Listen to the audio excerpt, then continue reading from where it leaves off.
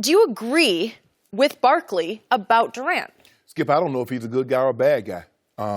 I just know maybe he wasn't the real KD in OKC. Maybe he felt where he was playing there, he couldn't be the person that he is now. Maybe this is the real KD. How do we really know? I mean, we think we know these guys. Granted, everybody's seen a turn. Kevin Durant KD did not get this many texts in OKC. He did not get ejected from these games. It appears to me that KD's like, okay, before he went to Golden State, everybody saying he's the best player to never win a title. And every time that he started having a conversation, they're like, you ain't got no ring, shut up. Mm-hmm. So Kevin Durant is saying to himself, hold on, wait a minute. I've won the last two finals. I won the chip. I've been the finals MVP. And y'all still find a reason to criticize me. Yep.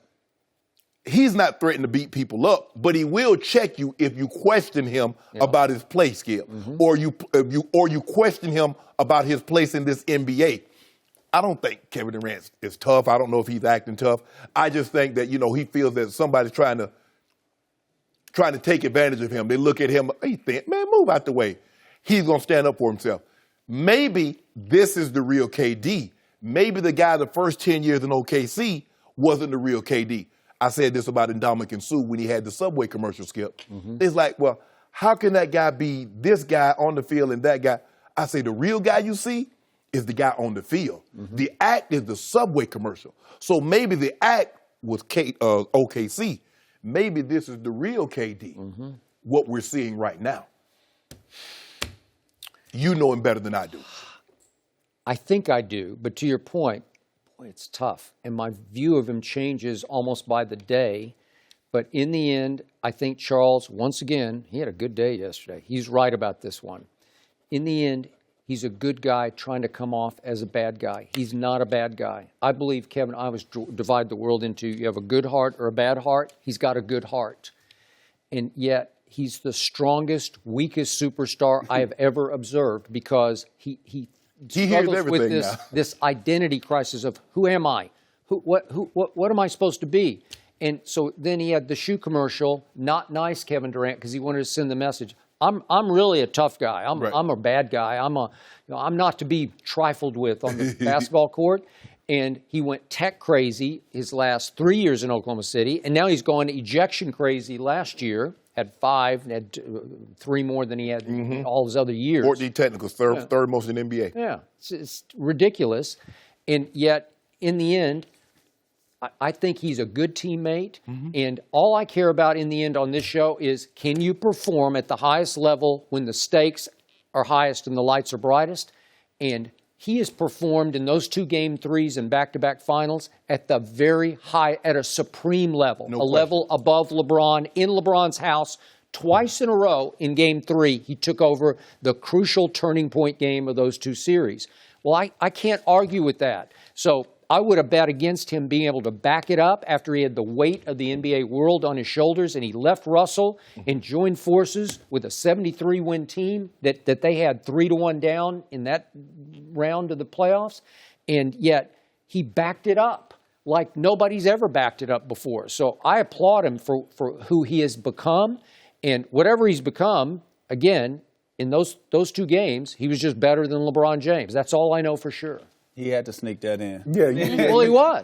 But he was the Finals MVP. He was definitely the Finals. I think I disagree with you saying that that was maybe not the act at OKC and this is the real. I think it's a maturation process and not him becoming a man, him becoming the man as far as winning championships. I think in OKC, what can I say? I'm a quiet guy. I don't have any rings.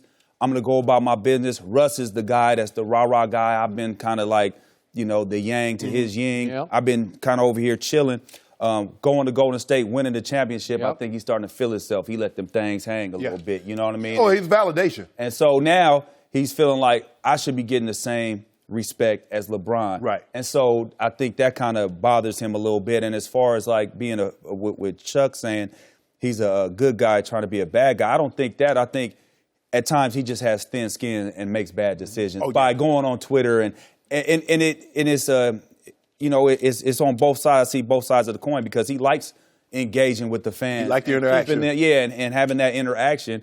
And at times it can get him in trouble. So I think he has thin skin. He's a really good dude. And at the end of the day, he's feeling himself for what he's done, and he should be for his accomplishments that he's made in the last couple of years, getting to the finals, winning the finals, and winning the finals. But a lot of great players have thin skin, and sometimes it takes that to get them to that place. Michael heard what they said. Even if somebody said, "Oh, he ain't gonna do that to me," well, Michael would go out of his way to try to drop 50. Okay, I'm gonna show you. LeBradford Smith hit 35 on Jordan one night in a game. Jordan come back, there was a back-to-back. Jordan dropped 35 on the half the next night against him. Bro, you're not finna show me up. And these guys what gets Kevin, and if he's going back at an NBA player, okay, that's one thing. But a dude, a 17-year-old that wants to be an analyst, can rile you up. That's something entirely different. I'm not sure if he knows the age. I'm not sure if he sees a comment and says, let me go check to see how old this guy is. I think he just instantly responds and click. What he should do is due diligence. Be like, oh, man, it's a youngster. I don't need to engage in that. But I think that's part of what he likes to do. And it also makes the people feel a little closer to him, connected to him. Like, he might respond to me. That's what I've been trying to tell Skip. Skip, you need to respond to some of them followers. I don't care what they say. And doesn't bother me a bit. And again, I lose zero sleep. But I'm saying though, Skip. I don't care. See, you're not personal. You're in the Hall of Fame. I'm personable. You're better. Yeah. You're above all and that. And they see that's like, hey, let it go. They like, Shay. No, he want to be petty sometimes. No, they're like, hey, man, how you doing? Yeah, man.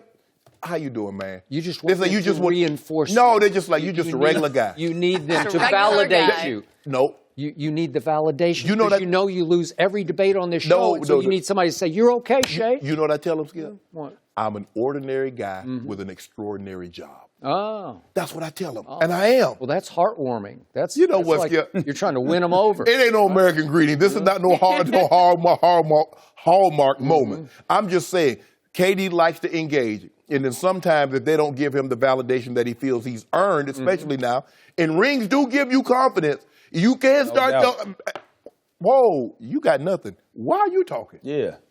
I mean, that's what he told me. You know that's how that go in the room. Now, because we got the room. I mean, like, hold on, what you thought? You ain't got one of them things, right? Hey, this championship talk over here. Like, you know, that's how that's how it goes. Right now, going on, got the ring put on them.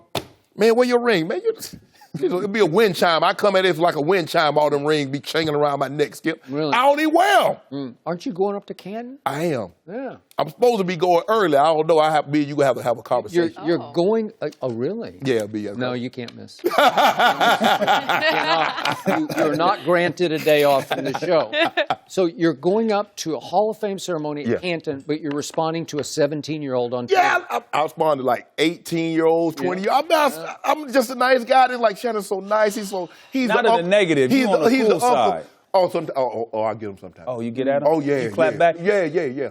I told him I keep this joke tool on me. So where Kevin Durant lost me early on was during the Not Nice Kevin Durant campaign. Yeah. I'm thinking maybe it should be the Not Smart Kevin Durant campaign, because during those days, I was his biggest fan. Once I'm somebody's fan, I'm just going to beat this death. Sure will. Yeah, and all of a sudden, he blasts me to the Oklahoma City paper, where I'm from. It's my hometown, just because I was getting on Westbrook for taking more shots than Kevin Durant.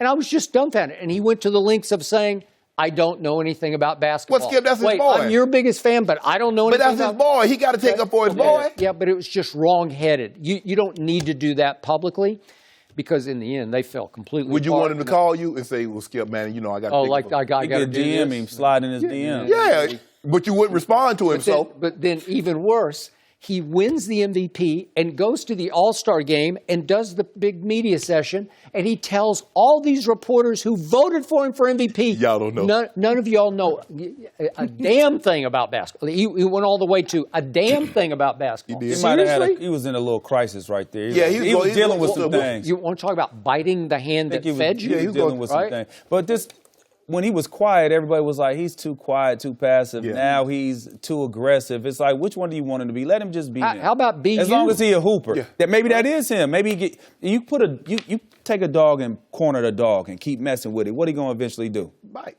Thank you.